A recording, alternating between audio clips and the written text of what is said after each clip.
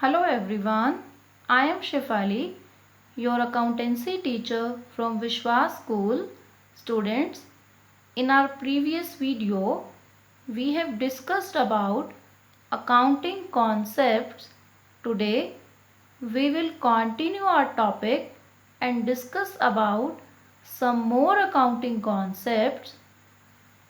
So, one of the another concept is historical cost concept. So यहाँ देखिए दो words use हुए हैं, one is historical, second is cost. तो historical का मतलब होता है हिस्ट्री, हिस्ट्री जैसे मतलब पुराना कुछ, ओल्ड से हम रिलेट करें इसे, ओके। कॉस्ट का मतलब होता है आपकी जो है ना वो लागत, किसी चीज़ को बनाने में या परचेज करने में जो भी मनी आप पे करते हो वो आपकी कॉस्ट होती है। जैसे बिजनेस में कोई प्रॉपर्टी आपने परचेज की या कोई भी एसेट आपने जो है वो ली, तो जो उसका ओरिजिनल प्राइस होगा, मतलब जितने में आपने वो परचेज की है, आपका परचेजिंग प्राइस, उसको कहा जाता है कॉस्ट। कि आपकी लागत इतनी थी, आपने इतने में उसको लिया, वो होती है आपकी कॉस्ट। तो अब ये जो दो वर्ड्स हैं ये आपस में क्या मीनिंग बना रहे हैं? हिस्टोरिकल कॉस्ट मतलब ये कॉन्सेप्ट ये कहना चाह रहा है कि आप बिजनेस में कोई भी प्रॉपर्टी, कोई भी एसेट जब खरीदते हैं तो उस टाइम पर आपने जो उसको रिकॉर्ड करना है वो उसके ओरिजिनल प्राइस कह लो या कह लो कि हिस्टोरिकल कॉस्ट, जितने में आपने लिया उतने का रिकॉर्ड करना है। आपने ये नहीं देखना कि अरे इसकी मार्केट वैल्यू तो 6 मंथ्स के बाद चेंज हो गई। तो क्या आप अपने अकाउंट्स को ऐसे बार बार चेंज कर सकते हो कि हर थोड़े थोड़े टाइम में उसकी वैल्यू बदल जाए उस एसेट की? जैसे लैंड होती है, अब लैंड के प्राइसेस तो चेंज होते रहते हैं, मार्केट रेट बदल सकता है। तो आप ऐसे नहीं अफोर्ड कर सकते कि आप बार बार अपने अकाउंट्स में चेंजेस करते रहो। तो इसीलिए ये कॉन्सेप्ट बनाया गया कि एक ही बार में एक ही रूल फॉलो करें सभी। वो क्या कि कोई भी एसेट होगी, for example machinery, land, buildings, कुछ भी, तो उन्हें आपने रिकॉर्ड एक सिंगल वैल्यू से करना है। वो कौन सा होगा? उस एसेट को जितने में आपने परचेज किया, उनकी हिस्टोरिकल कॉस्ट, उस पर आपने रिकॉर्ड करना है। अब सेकंड बात आती है डेप्रिसिएशन की, कि मतलब आपकी एसेट को आप जब कई सालों तक बिजनेस में यूज़ करोगे तो देखो वो एसेट कुछ ना कुछ उसमें कमी आ जाएगी, पुरानी होगी, ख़राब भी हो सकती है, उसमें कुछ टूट फूट हो जाएगी, तो उसकी वैल्यू डाउन तो होगी। तो यहाँ जो आपने किसी एसेट को यूज़ किया उस वजह से जो वो वैल्यू उसकी कम हुई, उसे आप कहते हो डेप्रिसिएशन। हिंदी में कहते हैं इसे ह्रास, कि किसी एसेट को यूज़ करने से जो उसमें कमी आए वो डेप्रिसिएशन। तो ये जो डेप्रिसिएशन कैलकुलेट होगा कि कितने परसेंट कमी आई एक एसेट की वैल्यू में, वो डेप्रिसिएशन भी कैलकुलेट हिस्टोरिकल कॉस्ट पर होगा, मतलब ओरिजिनल प्राइस पर होगा एसेट के, उसके मार्केट प्राइस पर नहीं। क्योंकि मार्केट प्राइस स्टेबल नहीं होता है, वो चेंज बदलता रहता है, चेंज होता रहता है। तो आपने जो भी कैलकुलेशन करनी है, जो भी रिकॉर्डिंग करनी है अकाउंट्स में, वो सब कुछ आपने एसेट के ओरिजिनल प्राइस के ऊपर करना है। ये हमें यहाँ पर ध्यान में रख के चलना है, ओके। आफ्टर देन आपके पास जो नेक्स्ट हमारा कॉन्सेप्ट है वो है मैचिंग कॉन्सेप्ट। तो यहाँ कह रहा है मैचिंग कॉन्सेप्ट, मतलब कुछ मैच करना होगा यहाँ पर आपको। तो क्या मैच करना होगा आपको? यहाँ आप करते हो अपने सारे रेवेन्यूज़, रेवेन्यू मतलब कि जो बिजनेस की बार बार होने वाली इनकम्स हैं, जहाँ से उसको बार बार पैसा आता है। जैसे कि आपका जो बिजनेस है वहाँ की एक्टिविटीज़ से जो आप पैसा अर्न करते हो, आपने प्रोडक्ट बेचा, वहाँ से पैसे आए, कहीं से आपको रेंट रिसीव हो रहा है, कहीं से आपको कमीशन रिसीव हो रहा है। तो बिजनेस एक्टिविटीज़ से होने वाला जो भी आपका अर्निंग होता है उसे आप कहते हो रेवेन्यू।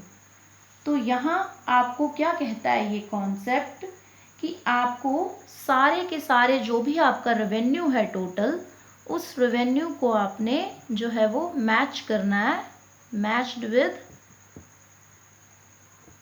किसके साथ, जितने भी एक्सपेंसेस आपने किए इस रेवेन्यू को अर्न करने के लिए, with all the expenses incurred to earn that revenue, कि आपने जो है उस रेवेन्यू को जनरेट करने के लिए जितने भी एक्सपेंसेस किए वो सारे आपके रेवेन्यू के साथ आप मैच करोगे। मतलब आप ये देखोगे कि मैंने पैसा तो देखो 10 लाख बिजनेस में मेरे पास आ गया, लेकिन मेरे खर्चे कितने हुए उस 10 लाख रुपए को कमाने के लिए, उनसे आप मैच करते हो। तो जब खर्चे सारे माइनस कर दोगे आप, मैच करने का मतलब कंपेयर करना, जब आपके सारे एक्सपेंसेस आप माइनस कर दोगे रेवेन्यू में से, तो बाकी का जो बचेगा वो होगा आपका प्योर प्रॉफिट, कि आपको इतनी बिजनेस में से प्योर अर्निंग हो गई। क्योंकि देखो एक शॉपकीपर शाम तक अगर 20,000 रुपये के प्रोडक्ट बेच रहा है तो वो ये तो नहीं कह सकता कि 20,000 मेरा प्रॉफिट है, क्योंकि 20,000 में से उसका वो कॉस्ट भी तो उसको माइनस करना है ना, जितने की वो प्रोडक्ट लाया था। तो वो भी एक खर्चे हैं ना उसके, कि उसने इतना खर्च करके वो चीज़ लाई थी।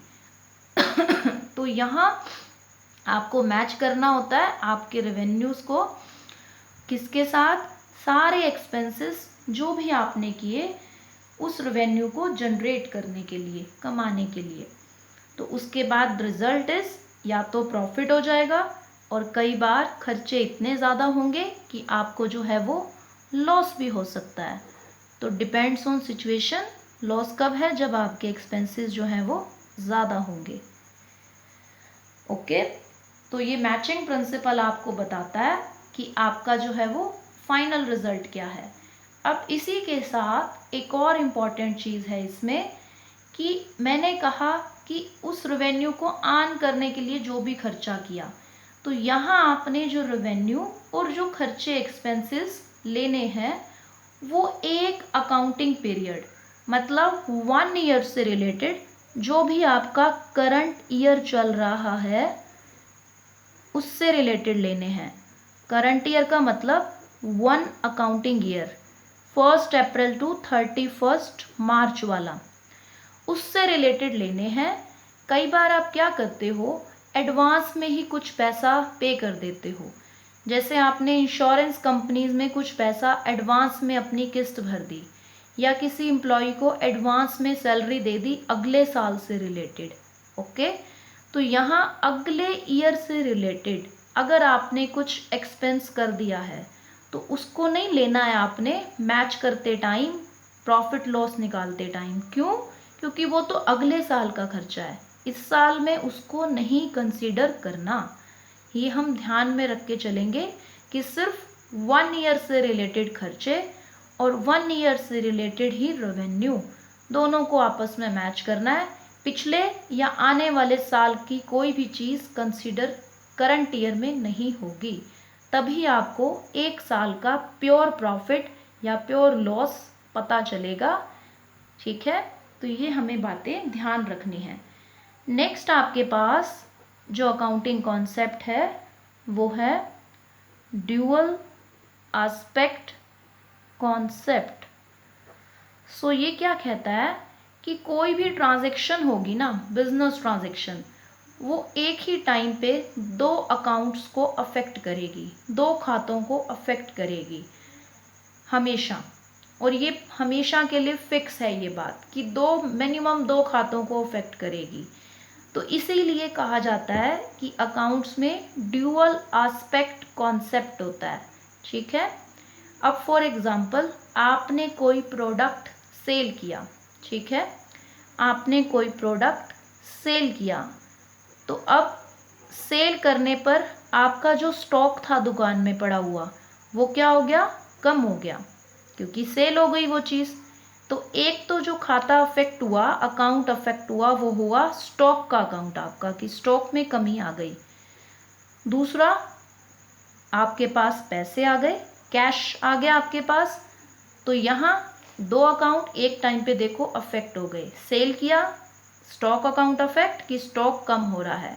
कैश आया है आपके पास तो कैश अकाउंट भी अफेक्ट। बाय चांस उधार में बेचा आपने तो फिर आपके डेटर्स बढ़ गए, यानी जिन लोगों से आपने पैसा जो है वो लेना है, डेटर्स की उन लोग, वो जो लोग हैं उन्होंने आपसे कुछ उधार में लिया है। कैश में बेचोगे तो कैश अकाउंट अफेक्ट है, उधार में बेचा तो डेटर्स आपके अफेक्ट हो गए। ठीक है, कि ये लोग आपको इन फ्यूचर दे देंगे पैसा, अभी इन्होंने उधार में लिया है आपसे। तो ये होते हैं ये लोग आपके देनदार, कि जो आपको पैसा देंगे फ्यूचर में, क्योंकि इन्होंने आपसे आज उधार में लिया है। तो फिर भी देखो, कैश में अगर आप ना भी बेचो तो भी दो अकाउंट तो अफेक्ट होंगे। स्टॉक कम हो जाएगा, या तो कैश आ जाएगा, या फिर आपके जो देनदार हैं वो बढ़ जाएंगे। तो कम से कम दो अकाउंट्स तो अफेक्ट होंगे।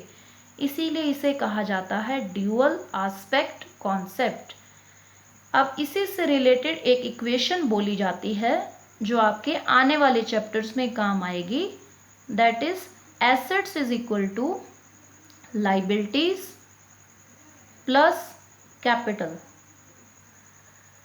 तो यहाँ इस इक्वेशन को भी देखो, मैंने ड्यूअल एस्पेक्ट में लिखा कि एसेट्स का मैंने रिलेशन जोड़ दिया लाइबिलिटीज और कैपिटल से। तो इसका मतलब क्या है इस इक्वेशन का, कि जितनी भी आपकी बिजनेस से रिलेटेड एसेट्स हैं, बिजनेस से रिलेटेड प्रॉपर्टी है आपके पास, वो आपने कैसे बनाई होगी, या तो खुद का पैसा लगा करके, खुद की इन्वेस्टमेंट से, तो उसको बोलते हैं कैपिटल, कि खुद का पैसा लगाया है। तो अगर खुद का नहीं लगाया फिर भी बिजनेस में प्रॉपर्टी है आपके पास, तो आपने क्या लिए होंगे, लोन्स। तो लोन जो हैं वो किस में आ जाते हैं, लाइबिलिटीज़ में, कि आपने बाहर के लोगों से पैसा लेकर के एसेट्स अपनी क्रिएट कर ली हैं। तो ये हो गया ना ड्यूअल रिलेशन, एसेट का रिलेशन दोनों चीज़ों से है। तो ये इक्वेशन भी जो है वो ड्यूअल एस्पेक्ट को शो कर रही है। ओके, तो एक ट्रांजैक्शन हमेशा एक टाइम पर दो आपके अकाउंट्स अफेक्ट करेगी। ओके, सो यहाँ आपके कॉन्सेप्ट पूरे होते हैं। नेक्स्ट वीडियो में हम कन्वेंशंस की बात करेंगे कि कन्वेंशंस क्या हैं। Okay, that's all for today. Thank you so much.